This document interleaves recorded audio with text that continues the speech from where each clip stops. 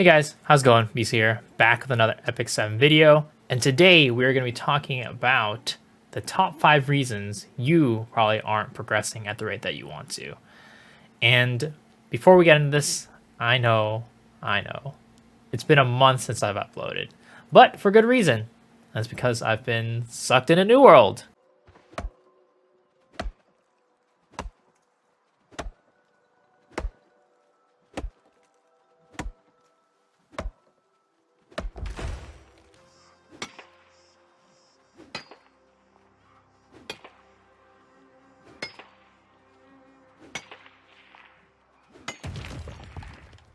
As a result, I haven't really been uploading videos. I haven't been recording videos. I've just kind of been spending all my time playing that game. But today I wanted to create a video for y'all. So here you go. As always, remember to hit that sub button and ring the bell for notifications to see when my videos go up. And I also have an announcement that I made a new shirt. So take a look here.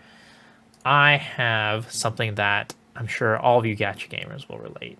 Just a young, wee lad going up to a gacha machine, playing a gacha game, and you see all these shiny triple S's, double S's, whatever, the best units in the game. You're super excited. You go in and take a look at the back, and you just got completely wrecked. I know you all have been there. I've been there. This girl is basically me. So you guys have been there before. You've experienced what I've experienced. You've been a gacha gamer. Be sure to head over to my store. Link in the description below. I personally bought a pink one right here. Oh, I'm not showing to you guys.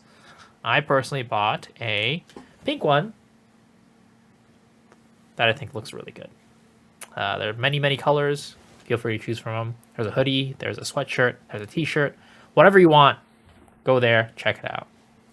But let's head into the game and our first topic, or our first point. So, you guys want to progress faster, and you're not progressing at the rate that you want. Well, I can give you a couple reasons why that might be the case. First one, and all this is going to be on gear, to just kind of preface this. First point, you guys are probably not upgrading the right gear. What do I mean by that? Well, you're probably looking for, you're looking at streamer videos, right? You're looking at YouTube videos and seeing all these people's gears. They look absolutely amazing. They're perfect, like offense stats, attack percent, crit chance, crit damage, speed, something like that. You're only waiting to upgrade the perfect gear. Well, I just want to tell you that not all gear looks like that. And a lot of times the best gear comes from places that you might not expect. Sometimes your gear might not look great, but it rolls extremely well. And for those gears, you should definitely always roll in some, 1 or 2 or 3. I'll give you an example in just a bit, because your gear could end up looking like this. Look at this. 34% attack, 10% crit damage, really good offensive stats. There's a 5% crit chance in there because I modified that last roll because this is a purple gear, right? You didn't know what that last stat was going to be. At first, it started off as crit damage, effectiveness, attack percent. You had two good stats in there, but effectiveness definitely isn't preferred. So either way, I rolled into it hoping to see what I could get, and I ended up with a boot like this, which is really good. The last stat was probably like defense or health or something, so I re-rolled the crit chance to be more offensive, and there you go. That's a making of a really good boot. But when it started off, it didn't look that great, right? It had crit damage, attack percent, which were good, but effectiveness wasn't all that great. And it was also a purple boot, so that last stat could have been something completely random. But because it rolled well, then I got a really good boot. And here's another example. It's probably like a little bit better of a piece of gear, I'd say, compared to the other one when it first started out. But it still does have that effectiveness here, and flat attack is not preferable, right? It's not always preferable. But it rolled 19% attack, 30% crit damage. This is probably my best offensive boot, and it definitely did not look that great at the beginning. Now, looky here. This is what I did. Same situation.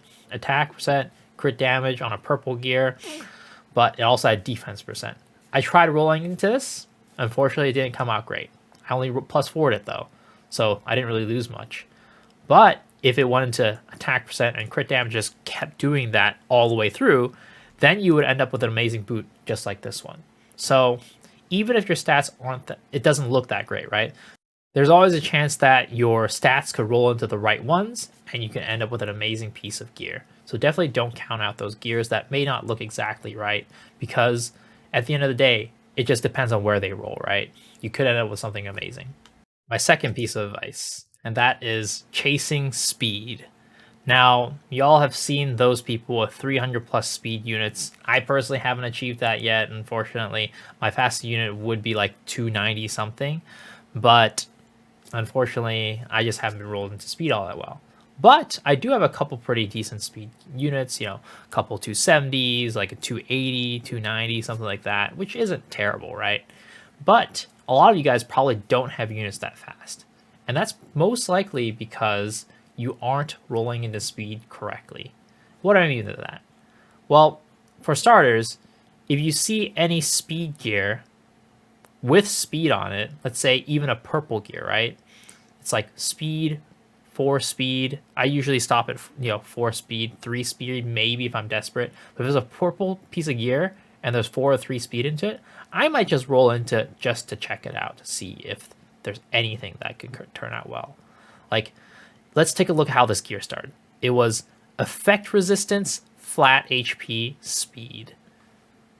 Those stats, other than the speed, are not good. You don't want those stats.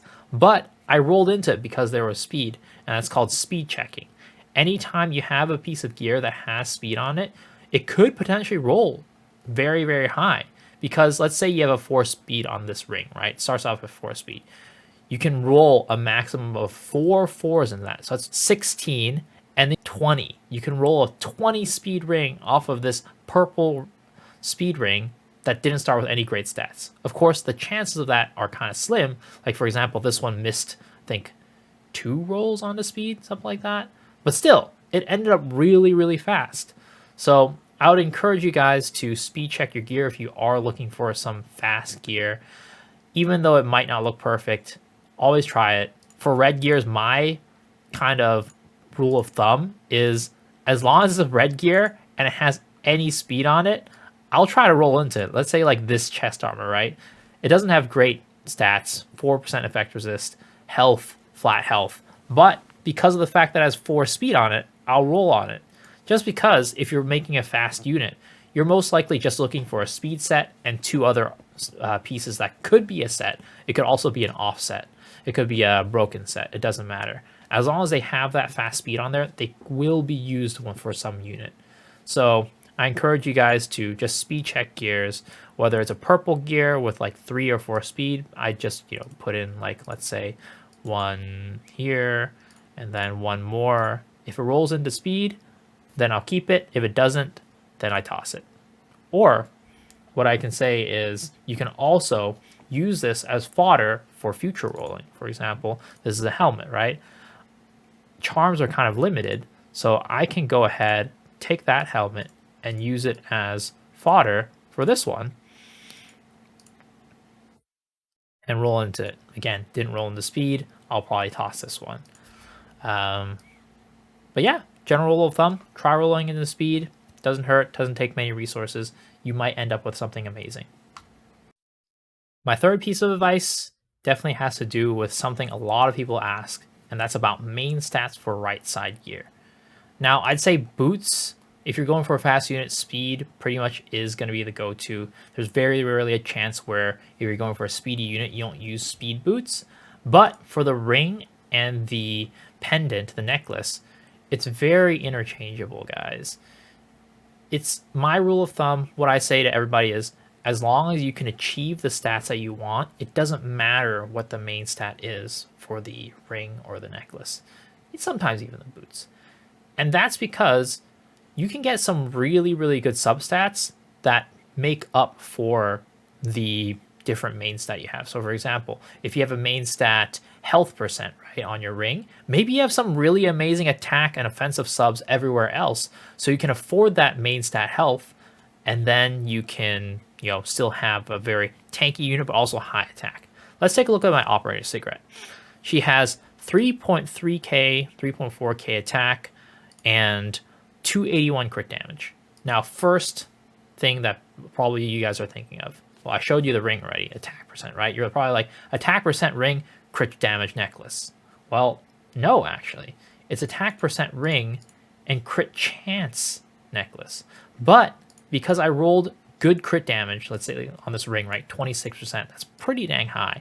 29% crit damage on here on this boot, pretty dang high. Like, I have these high crit damage, 26% crit damage, high crit damage rolls on my subs to make up for the fact that I don't have a crit damage base main stat necklace. But with that, I get a ton of crit chance here, and that's why I have 100% crit chance. So at the end of the day, I always say this to everybody. The main stats really don't matter. It really is all just about what your unit ends up being, what your ideal goal for your stats is, and however you make those stats up, it doesn't matter. You can use percentage, crit chance, percentage crit damage for your neck. Heck, I have some units that have flat stats on their necks. Like, for example, one of my units has a flat HP neck. Look at that. Flat HP, but high health percent, high speed, and she's pretty damn tanky still. Look at that. So your main stat really doesn't matter sometimes. It's just about getting those stats that you need. And this leads me into the other point about flat stats. Flat stats got buffed probably like a year and a half ago, and they're actually not that bad. They're a decent alternative to percentage stats. And sometimes you might just roll really well into flat stat equipment. So let's take a look at my favorite app, Fribbles, and I'll use that to explain to you guys a little bit more about why I think flat stats are actually pretty dang good sometimes. So here it is, guys, Fribbles E7 Stat Optimizer. If you guys don't use this is an amazing tool because it helps you gear all your units basically automatically. You tell it what stats you want, and it'll use the combination of your gear to select the best ones for that. And it also converts the flat percent stat into the flat stats into percentages. So for example, if you look down here, my AOL Angie, that flat necklace is actually 57% health. So it's very, very close and very, very comparable to a percentage health neck. It's definitely not the same. It's not as good, but it's decent. It's not bad, right? And the other thing is when it comes to sub stats, sometimes flat stats could be very, very surprisingly good. So for example, I have a flat defense, a ring that rolled super high into flat defense. Look at that, 38% defense off of those flat stats rolls. Now, if that had rolled into percent defense, probably would have been higher, but you definitely shouldn't discount these flat stat equipment. Like, look, my Bellion is using a flat stat defense ring right here with her subs. That's 25% defense. That's really, really good. So that's my second to last piece of advice to you guys. Make sure you guys don't discount those flat stats. Sometimes you're rolling into flat stats and you're unhappy, but if you keep rolling into it and rolling high, you could end up with some really, really good gear. And last but not least, I wanted to go a little bit over gear conversion. So some of you guys may be using it, some of you guys may not be using it as much, but I think it's super, super useful for both endgame players and earlier players. And I'm going to be talking specifically more about the earlier players because I think endgame players are probably using this more. So sometimes you guys might be thinking that this is probably for a little bit more endgame users, but as you're working up your gear, you might have some 70 gears, some lower level gears, whatever it may be, that you're working your way up to Hunt 13s, right? And trying to gear up your units for that. Well, a good way to get some good gear is actually equipment conversion, because you can convert that, let's say 70 gear that you had, and use them to craft a really good level 85 gear. You just take these conversion gems and boom, you craft it. Now, you can use, again, those 70 gears. I don't really have any 70 gears available. I just have this one. And you can extract it for those modifications or for those materials to craft those 85 conversion gears so that you can start working your way up slowly to those Hunt 13 so you can actually end up farming those 85 gears. But before you get there, you do need some gear to work up to it, right? So I'd recommend breaking down your equipment instead of selling them and using that broken down materials to craft equipment here through gear conversion, because you can quickly boost your way up to 85 gears without actually being able to farm 85 gears.